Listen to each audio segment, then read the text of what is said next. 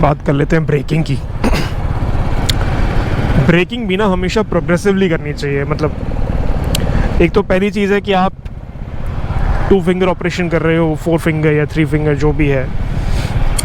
वैसे mostly recommended 2 finger operation होता है, कई लोग 1 फिंगर से भी चलाते हैं। ये पोजीशन होनी चाहिए आपकी ब्रेक लेवर्स पे। 2 फिंगर ऑपरेशन आपका, 2 फिंगर आपकी यहाँ ऊपर होनी चाहिए। और जब भी आपको ब्रेक मारना है ना, तो ना कि सीधा उसको स्लैम नहीं कर देना है लीवर को, धीमे धीमे अकॉर्डिंगली जितना आप गेज कर पा रहे हो कि भाई कितने टाइम में मेरी बाइक रुकेगी, कितना मुझे ब्रेक चलाना, कितना दबाना है। तो मॉड्यूलेशन जो है ना, चाहे वो कोई भी लीवर हो, क्लच लीवर हो, ब्रेक लीवर हो, एक्सेलरेटर हो गया आपका या रियर ब्रेक हो गई, मॉड्यूलेशन बहुत ज़रूरी है।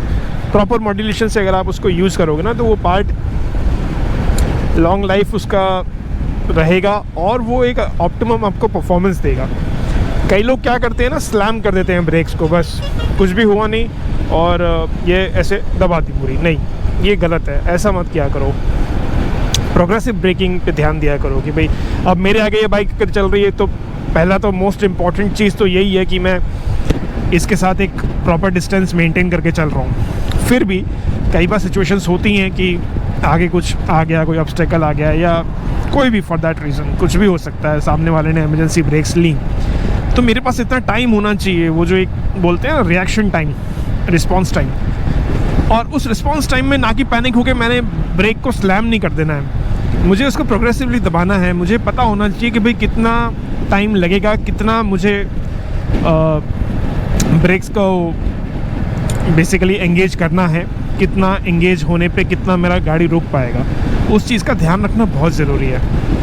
अदरवाइज़ क्या होगा ना, आपके ब्रेक पैड्स बहुत जल्दी घिस जाएंगे, फिर आप कंप्लेन करोगे कि नहीं यार मेरे तो ब्रेक पैड्स बहुत जल्दी घिस रहे हैं। कुछ बाइक के ब्रेक पैड्स सस्ते भी हैं, कुछ बाइक के ब्रेक पैड्स बहुत महंगे भी आते हैं। इंटरसेप्टर के आई गेस 2000 से भी ऊपर का है brake pad, front brake pad की अगर मैं बात करूँ तो दीज आर कॉस्टली थिंग्स ना। तो जितना आप इनको ऑप्टिमम वे में यूज़ कर पाओगे ना, उतना ही आपकी गाड़ी लो मेंटेनेंस रहेगी और आप मज़ा ले पाओगे पूरा गाड़ी का, और आप सेफ़ भी रहोगे यार।